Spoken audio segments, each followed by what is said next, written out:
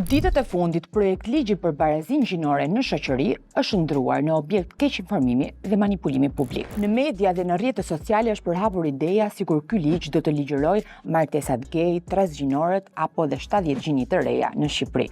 Por kjo është e pavërtetë.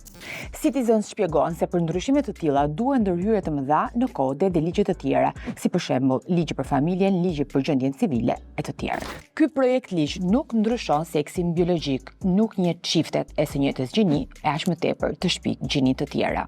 Ai synon të garantojë që askush të mos diskriminohet për shkak të identitetit gjinor dhe pa një përkufizim të qartë, ligji mund të larë vend për diskriminime.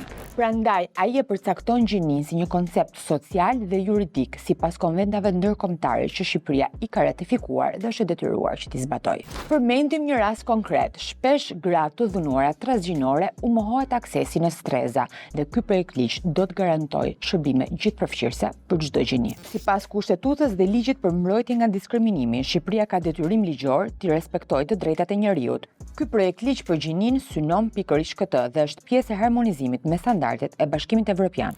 Ai nuk ka asnjë përmbajtje që legjitimon identifikime me kafshë apo skenare të tjera që propagandohen për qëllime të ndryshme. Ndaj është e rëndësishme që mos bien pre e lajmeve të rreme, por të përshëndrohemi te ajo që është e vërtetë në diskutim, pra respektimi të drejtave dhe dinjitetit njerëzor për të gjithë.